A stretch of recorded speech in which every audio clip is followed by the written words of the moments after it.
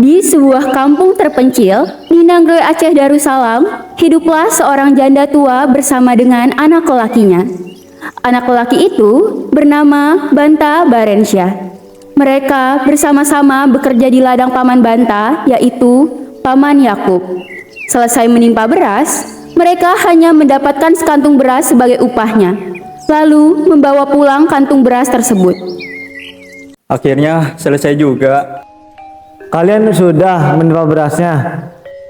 Sudah, bolehkah kami meminta upahnya? Ambillah di dalam. Ah, hanya sekantung beras. Apakah tidak bisa dibayar dengan uang saja?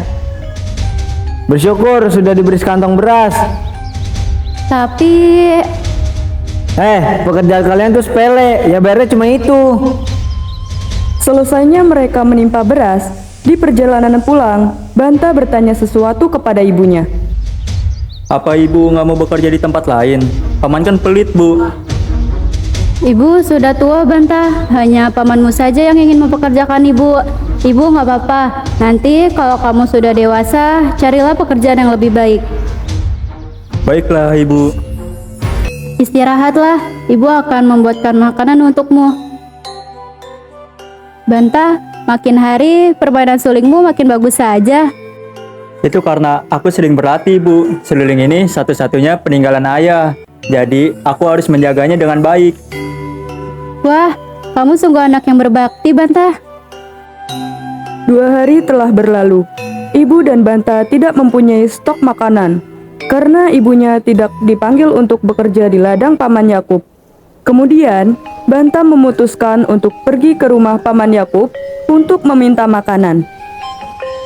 Banta, bagaimana ini? Stok beras kita sudah habis. Sudah 2 hari Paman Yakub tidak memanggil ibu untuk bekerja.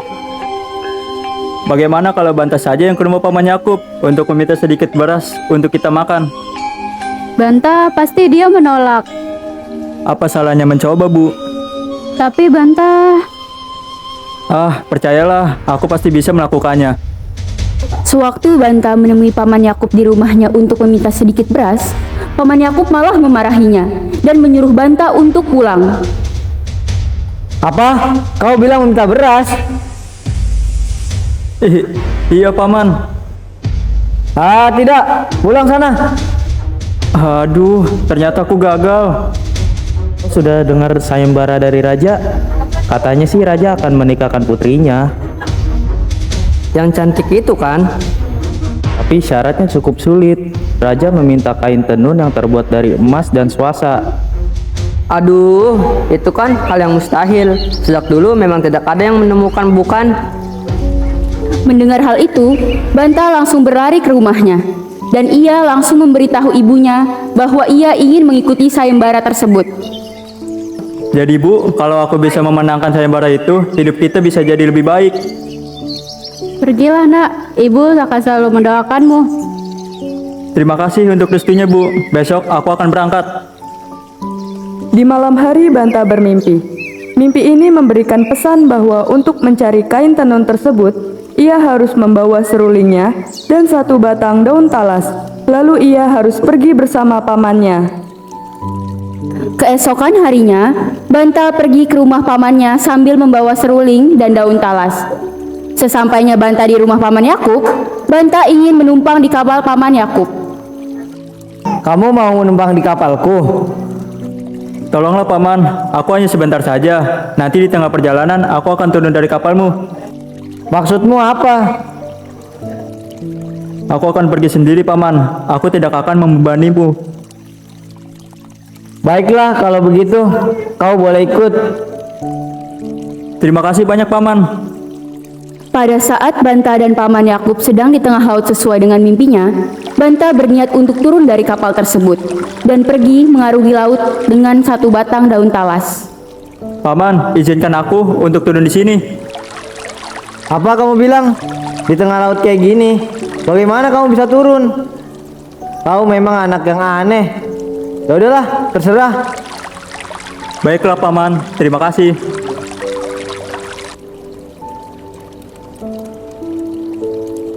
Pada saat Banta dan Paman Yakub sedang di tengah laut sesuai dengan mimpinya, Banta berniat untuk turun dari kapal tersebut dan pergi mengarungi lautan dengan satu batang daun talas. Wah, ada pulau. Tapi sepi sekali pulau ini. Apakah di sini ada penghuninya? Banta berjalan masuk ke dalam hutan yang ada di dalam pulau tersebut. Lalu Banta menemukan desa. Banta langsung menghampiri desa tersebut dan Banta bertemu dengan para ibu penenun kain. Permisi Bu, saya penasaran sekali apa yang Ibu lakukan. Oh, ini namanya menenun kain, Nak. Oh, ini yang namanya kain tenun. Kalau begitu, apakah Ibu mempunyai kain tenun yang terbuat dari emas dan suasa? Sayang sekali, Ibu tidak memiliki kainan seperti itu. Begitu ya? Apakah ada orang lain yang tahu? Mungkin saja beliau tahu. Coba kamu ke tempat kepala desa. Beliau adalah penenun handal di desa ini. Rumahnya beliau ada di puncak sana. Baiklah Ibu, terima kasih. Sampainya Banta di rumah kepala desa, ia langsung bertemu dengan kepala desa tersebut. Dan kepala desa menyambut Banta dengan hangat. Permisi, permisi. Ya, anak muda, apakah ada yang ingin saya bantu? Permisi Pak, apakah Bapak memiliki kain tenun yang terbuat dari emas dan suasa? Ya, aku memang memilikinya. Memangnya kamu punya berapa uang? Aku sama sekali tidak mempunyai uang, namun aku bisa mempersembahkan permainan serulingku. Ah, permainan seruling? Menarik sekali. Coba kamu mainkan.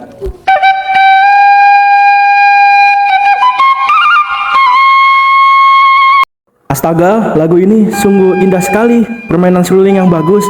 Apakah kamu menciptakan lagu itu sendiri? Tidak, ini ciptaan ayahku yang sudah meninggal. Ini kain emas yang kamu cari. Astaga, ini sangat luar biasa. Apakah benar Anda memberikannya untuk saya? Ya, benar. Kain itu tidak ternilai harganya. Meskipun banyak pangeran menawarkan emas permata, tapi aku menolaknya. Namun keputusanmu berhasil menggugah hatiku. Terima kasih banyak Pak. Setelah Banta mendapatkan kain emas yang ia cari, ia pun segera menuju perjalanan untuk pulang. Syukurlah aku berhasil mendapatkan kain tersebut. Saatnya aku kembali.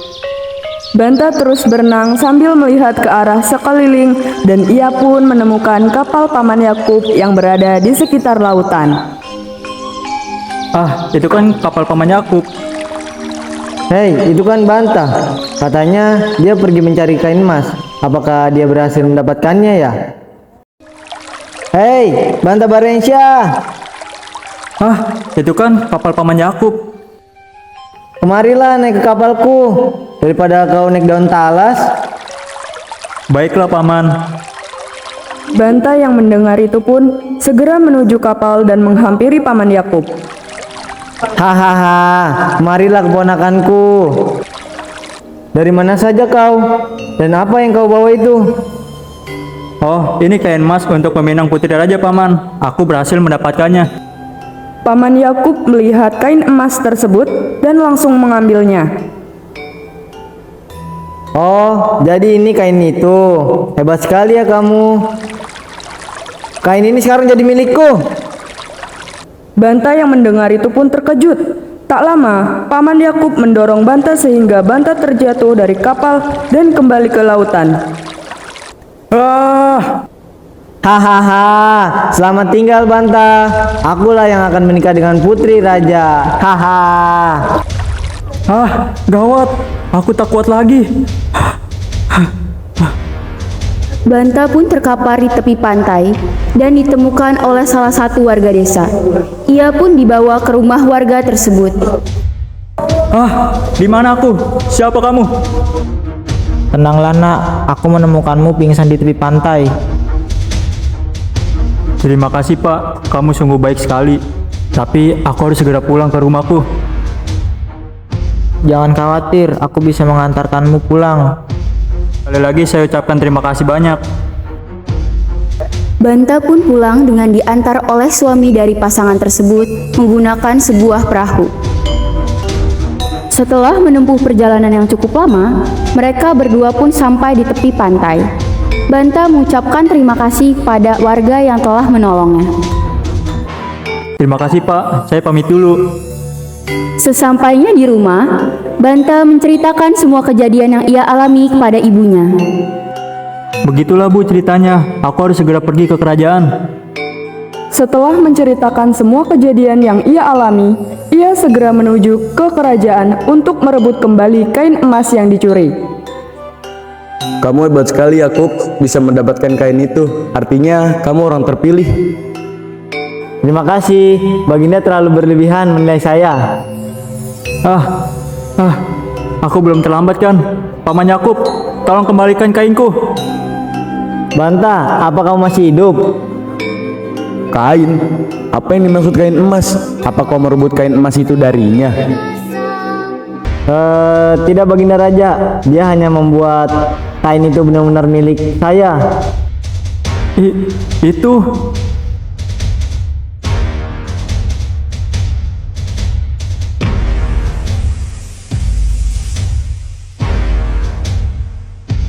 Dengarlah semuanya, aku adalah burung elang emas. Kain itu milik Banta Berensa. Yakub telah merebutnya. Aku menjadi saksi matanya di kapal ia berebut dan mencelakakan Banta Berensa.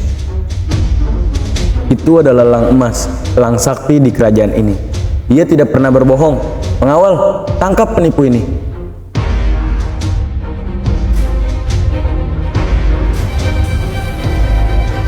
Segera umumkan pernikahan anakku dengan Banta Berensa. Setelah Paman Yakub ditangkap karena perbuatannya, raja pun mengadakan pesta pernikahan anaknya dengan Banta Berensa.